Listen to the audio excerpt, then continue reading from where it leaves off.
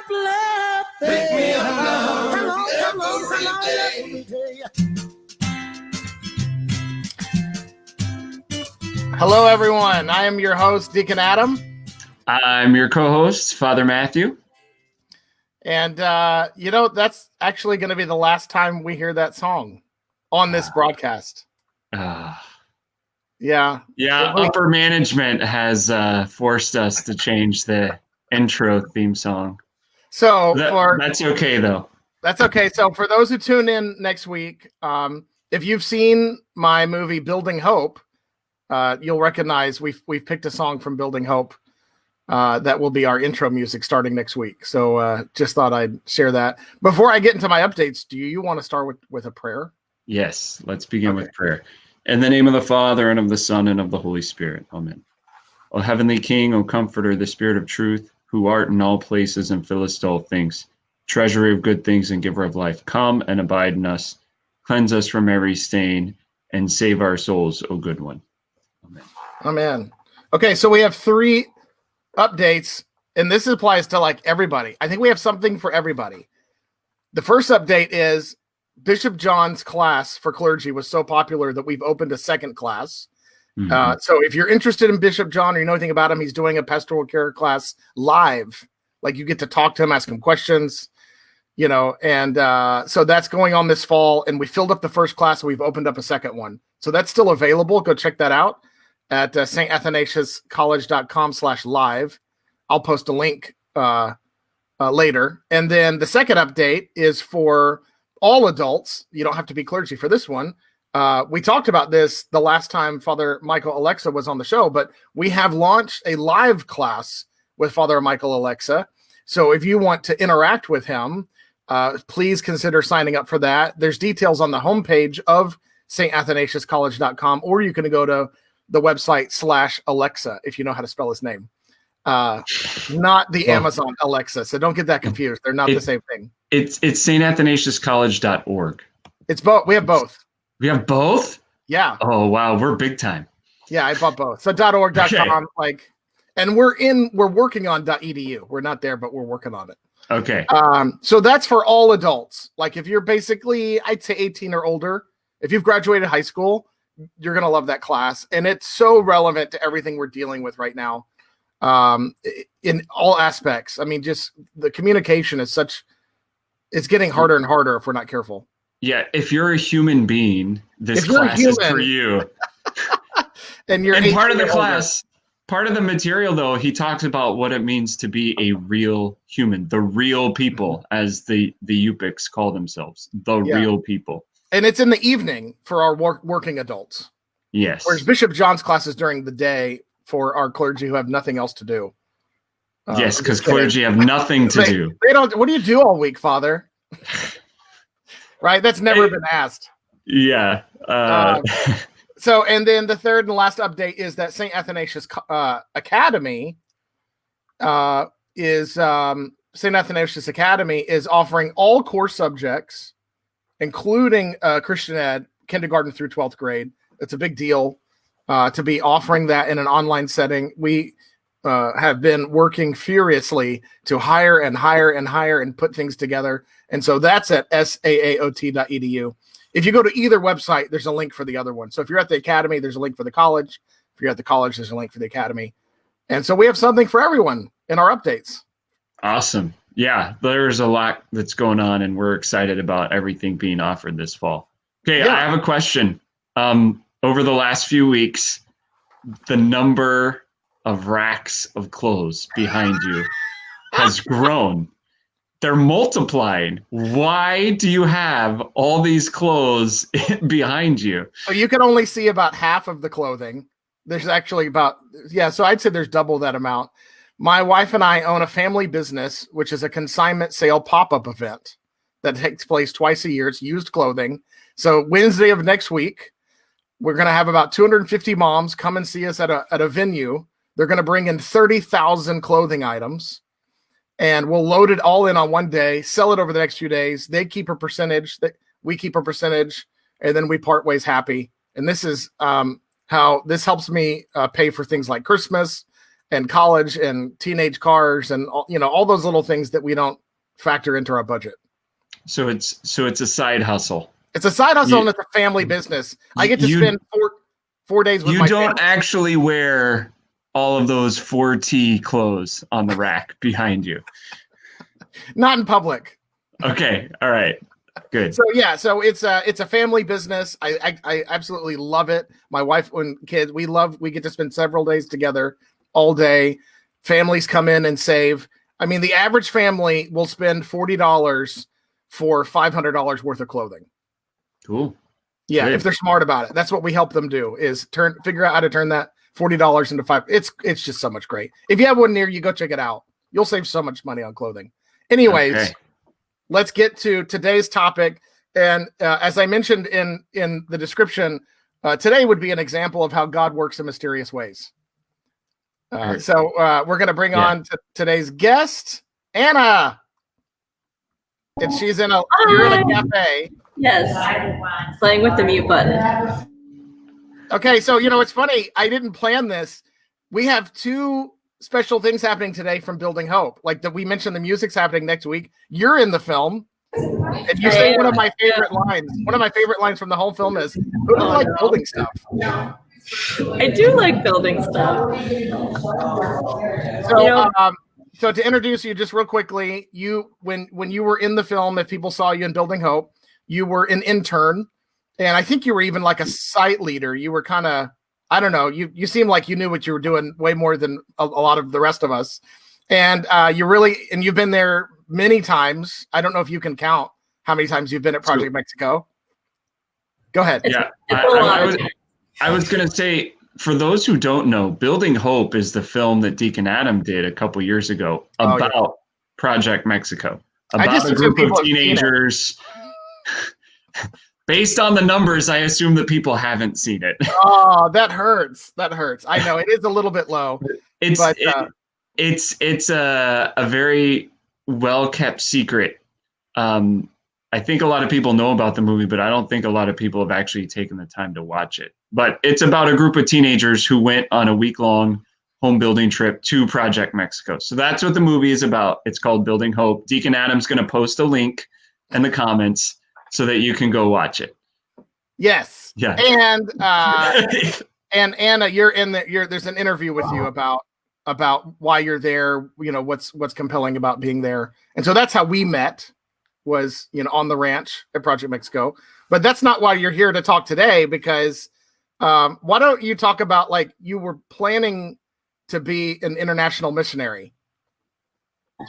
So I was hired by a group called First Things Foundation, and they send people abroad for 2 years. They find these really remote villages. I was going to be in Guatemala. They have guys in Sierra Leone, and they're trying to do sites in the Republic of Georgia and in rural North Carolina and Appalachia as well. So it's still a pretty small org. There's only about 8 of us right now, but they hired me to go to Guatemala. But my flight was 2 days before the world shut down, and Guatemala completely shut down its international borders. So I had my flight scheduled for March 18th, and on March 16th, I get a call from my boss like, "Hey, we cannot send you to Guatemala. They're completely shutting down, and all of the American citizens are trying to get out on charter flights." So just had to cancel that flight, and that was sad. And then after that, I didn't know, how long I would be in the States. I was at my parents' house at the time, like gearing up to go to Guatemala, and then just boom, canceled, until a few weeks later when he called me again and said, "Hey, our domestic site is in North Carolina." So the people we had in Guatemala and Africa flew home, and we all kind of met up in North Carolina for this temporary project. And the goal was to keep us all hired and working and doing good stuff until countries reopened. Unfortunately, countries are still not really reopening, so the project ended before we could just immediately ship back. But while we were there, we were working with food banks, trying to assess their need. Because, that's what First Things does. It's trying to find solutions and, fill the gap in communities, with ideas that are already there. So instead of coming in with a top-down model saying, we're going to put electricity in all of these villages, we go in, and we talk to people and we listen. So maybe this dude who's lived there for, his entire life has better ideas than this big org sitting in an office in Toronto. So that's our whole goal. And even though those of us who were there temporarily weren't there to do that full-on field worker thing, we were kind of making those connections via working in food banks. Which is a really interesting way to, meet the community, not only people like receiving the food, but also the people handing it out, and the different ways that each food bank did. I think we worked with like 7 different food banks, so they each kind of had their own flavor. So that was a really cool opportunity to meet people in that local community. I think it's interesting to talk about like the foundation has like a mixture. Like I recognize several Orthodox people there, but I think you said early on, it's not necessarily Orthodox, but like there's a very interesting diversity of people involved, I guess would maybe a good way to put it. Yeah, I thought when I was applying, it was just a cool job in Guatemala. I was also looking at the Peace Corps, and on my first interview, my boss was like, "Hey, personal question." Like, okay. He goes, "Are you Orthodox?" I'm like, "Yeah." "Are you?" And he's like, "Yeah, cool. Most of us are." So, I mean, it's required, but it's really cool that you are. I'm like, okay, cool. So, I mean, I had worked for Project Mexico for years at that point, so I was already pretty, with the international Orthodox aid world. Yeah, and I had no idea that this organization had any Orthodox ties whatsoever. And then I find myself sitting at a table with a bunch of dudes, like, talking about Saint Basil and John Chrysostom, and I'm like, oh, this is where I am. Cool. Yeah, if I remember correctly, there is someone that would have a little bit of name recognition. Father Hans Jacobsy is connected, if I remember correctly. When I looked at the website, we'll need to share the website when we're done broadcasting, so people can go check it out and learn more about it. Father Matthew, you have a question? No, I'm going to look for the website. I want to I might be jumping ahead, but at some point I do want to talk about like where you're headed this coming year, because everything changed, and I think you are going international, but not in the way that you thought, right? And so I don't know if you want to talk a little bit more about what you've done this past summer. If you're ready to, I don't want to skip any really cool stories from this summer, but I do want to talk about where you're headed as well. Yeah, so I was moved to North Carolina, and when I went, people kept asking as I was packing, they're like, how long are you going to be there? I'm like, maybe 2 to 6 months, really not sure. And that felt really normal to me. Other people heard that window and they're like, what? That is insane. That's such a big window. But I'm like, you know what? I have a present and I have a next. I'm just, floating along. Feels fine. And then Project Mexico called me and they asked me if I could come back. So suddenly I was like, for the past few months, I had been so in the First Things Foundation. I'm like, whatever you guys need, I'll do it. I'm there. And so when Project Mexico called me, I'm like, oh no, what do I do? Like, my new home and my old home are both asking for me, like, where do I go? So it was about a month of kind of contemplating and suffering over that until I kind of realized that it's all way bigger than me, and that this isn't just about like what I want. It's I reached the point where I was like, you know what? I'm just gonna let people tell me where to go, because my opinion doesn't matter, and this is bigger than me. But in that moving to a place with that mindset of I have no idea how long I'm gonna live here was interesting and a little bit stressful, kind of low ebb stress in the background, not thinking about it. But it was also really helpful for this concept of living in the present. I found myself thinking about that a lot because I am a master procrastinator. I thought it would end after college. It didn't. It's just who I am as a person. And I'm like, yeah, I'll handle that when I move to Mexico. Or, oh yeah, I'll get to that when I move back to my parents' house. It doesn't happen. So when I got there and I'm like, I got it, whatever I need to do it today, because I don't know if I'm moving out of here in 1 week or 4 months or a year. I just don't know. So that actually really helped with my procrastination and living in the present. Like I started an Appalachia journal, and the first thing I wrote was Father Thomas Hopgo's one of the maxims is live each day, even part of the day, in the present. And I'm like, yeah, I'm here for who knows how long, and I'm going to live in the present. So that was helpful for me. What I appreciate about what you've been doing this past summer is I think it's easy to forget that ministry and missionary work is still very much needed here in America. Some of us are called, internationally, and some of us are called here, but North America is still very much a missionary field. I don't mean just in the sense of like verbally bringing Christ, but physically in the way we serve people. There's so many different opportunities to do service in North America, and I think we need to remember that. And so I think what's great about what you're just saying basically is we got to be open to where does God want us to go to another country? Sometimes he does. Sometimes we want to go and he allows it, but he wants us to stay here. Sometimes he doesn't want us to stay here. He's like, I need you to get away for a little bit and figure some things out. So it's like, it's all over the place, but I appreciate you remembering and realizing that about America's, that we have so many different places that could use our help if we have the time and the energy and the willpower to make ourselves useful. So I've posted the link to the foundation, First Things Foundation, which I'm thankful for that. I saw your updates. I don't know if how many people you have that when you're sending out your updates of what's going on. So when you shared that's when I got excited, your email updates about, what's going on with ministry. So that covers like so much of what I was curious about. But for those who don't know, I do think we could call for like prayer. This summer was hard on a lot of people, but even more so, we had 20 to 30 families in Mexico who were expecting to receive a home in what many of them see as a miracle when Project Mexico comes in and helps, gives them a hand up. And because of COVID-19 and the borders, everything was different. And so Project Mexico and the people in Rosito and the Tijuana area really you have experienced things that many of us it's hard for us to even comprehend without visiting.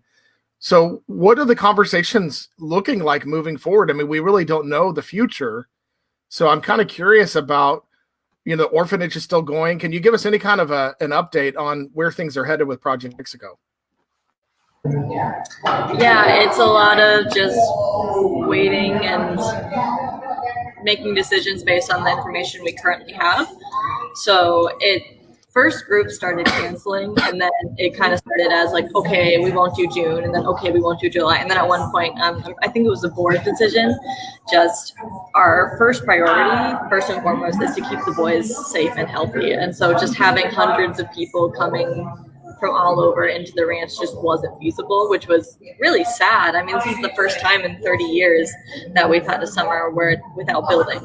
And like you said, these families were already signed up. So it was a bummer for sure. But it's one of those, it just wasn't feasible. So we're hoping to start having maybe small groups come down sporadically throughout the year. I don't think we're quite there yet, but maybe in a few months, if things calm down, we'll be able to get like one church in February or another church in April.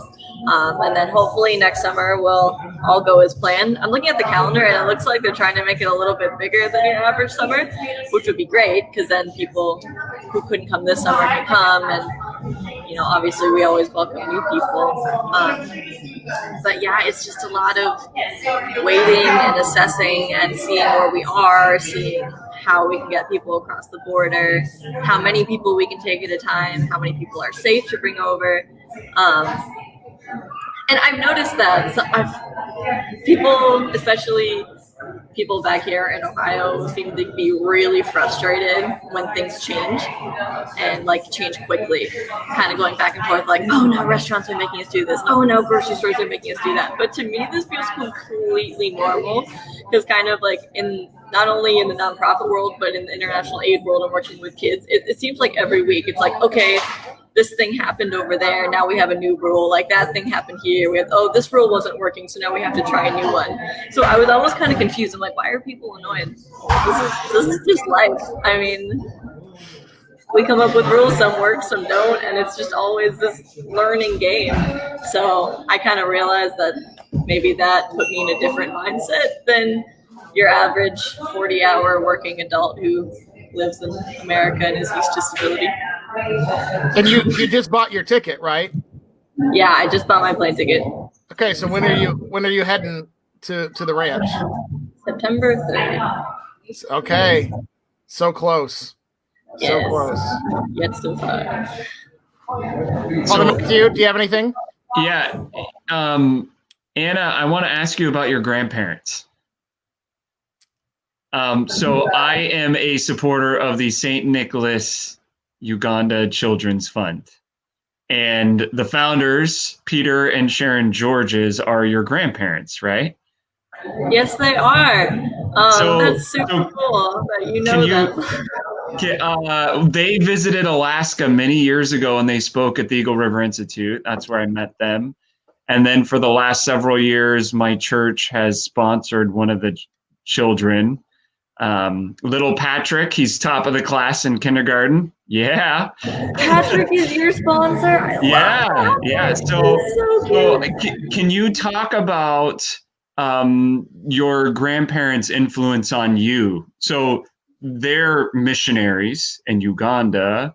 You've been a missionary in Mexico and Guatemala. You've obviously got the spirit. Well, you were intending to go to Guatemala.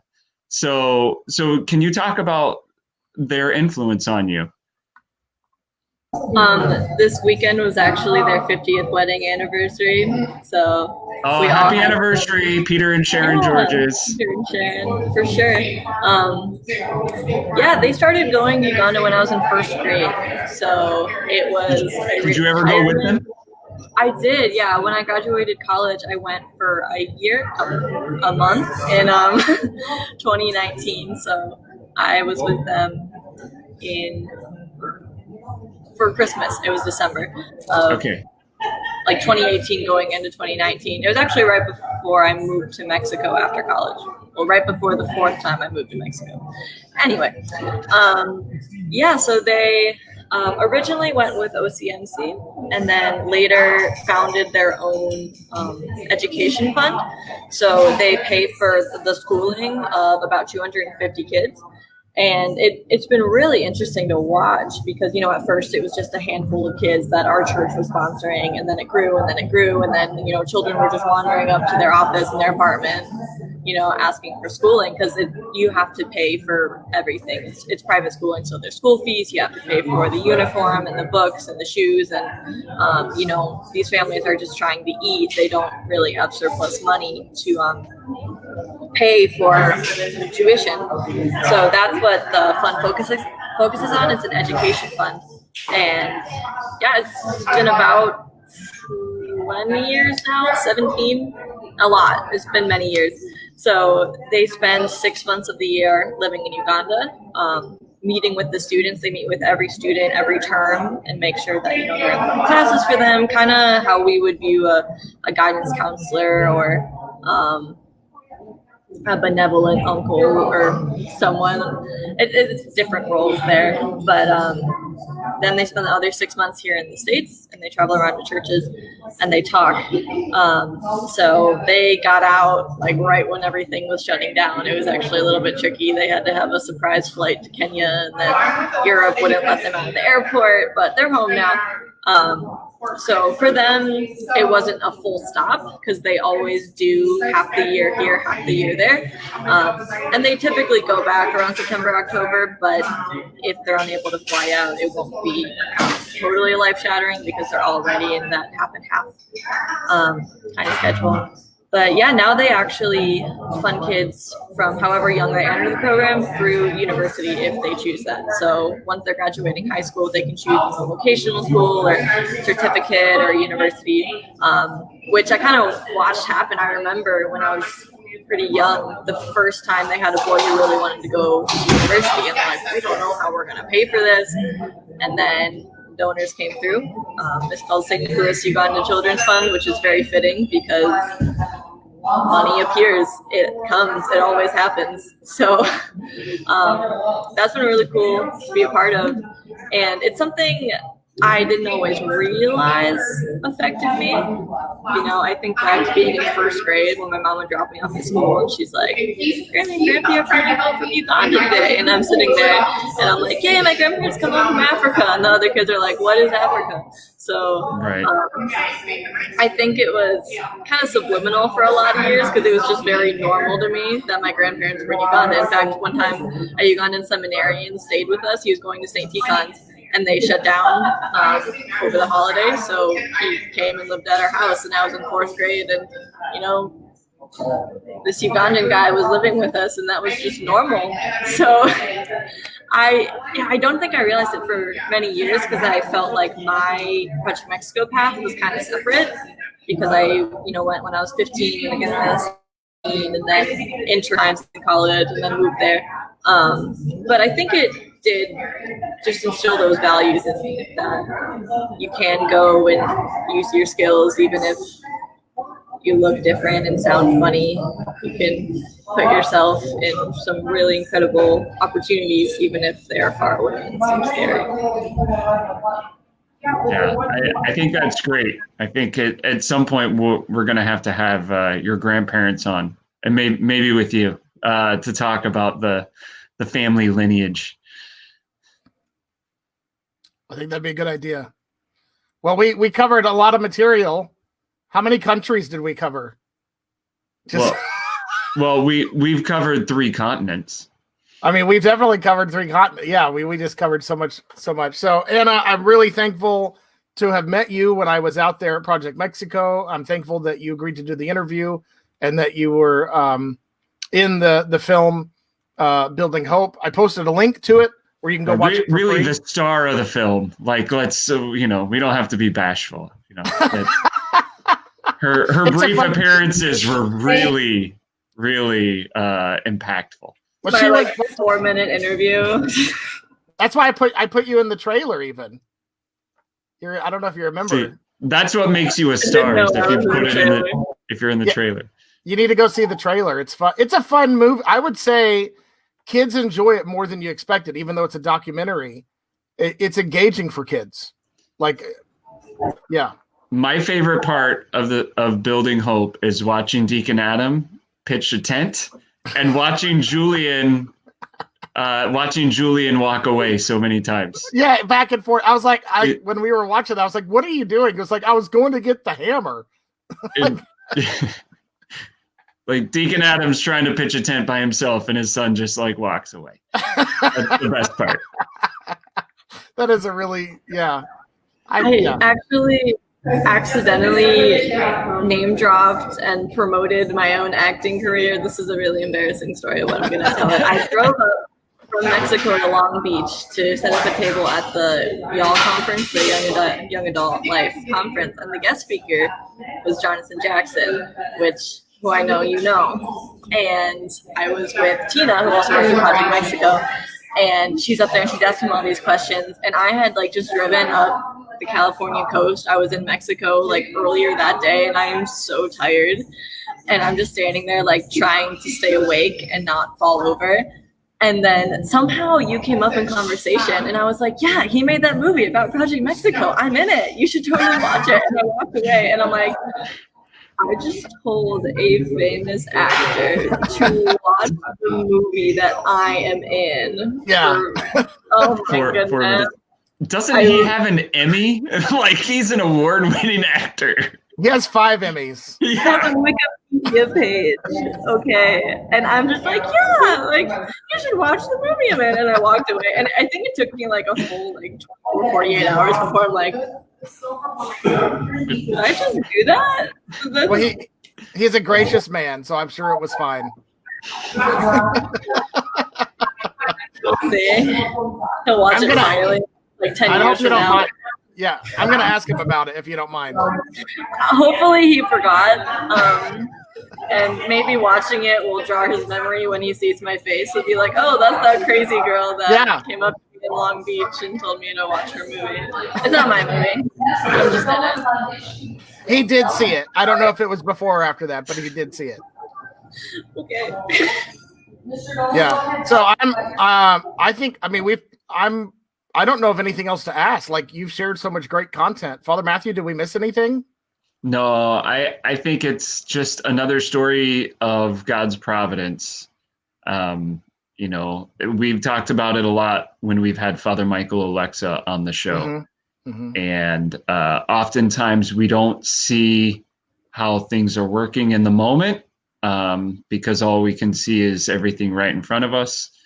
But you know, you pull back 6 months and you see how everything fits together, and it really is providential. So God willing, there will be many home building groups who will see you next summer, Anna, as the home building coordinator. And just because it's not Guatemala this year doesn't mean Guatemala isn't on the horizon at some point in the future. Yeah. The plan is that Guatemala will happen after a year in Mexico, but as we all learned, plans yeah. Well, I think your willingness to serve, the spirit of humility and service will carry you anywhere. And as long as you're open to that, God will use it in the way that he needs in the moment. And I really like your ability to adapt and just say, okay, well, here I am, Lord, like, just put me where you need me, and we'll keep going. Yeah, I think it took quite a few breakdowns of just total confusion and emptiness before I hit that low point. I'm like, just tell me what to do. I can't make these decisions on my own. You got to put your hands up, right? And surrender. Okay, all right. Yeah, if anyone's been to Project Mexico, that big white house in the corner, I was sitting on the steps of that house when this happened. And I was like, I'm empty. I'm done. Just take it away, Lord, because I got nothing left. And it's worked thus far. Good. It'll keep working for you. We're excited about your position with Project Mexico, and we'll touch base with you next spring and see how things are going. Okay. That sounds good. Thanks for coming on today, and we'll be praying for you as you start the next chapter in this interesting journey. Yeah. And thanks for coming on and Father Matthew, thanks for taking time out of your day coming on. For those who don't know, Father Matthew doesn't get paid to do this. He's a volunteer. Yeah. So you're always putting up with me for free. Yeah. I have to get back to my other jobs. Yeah. So thanks again, and see you guys next week.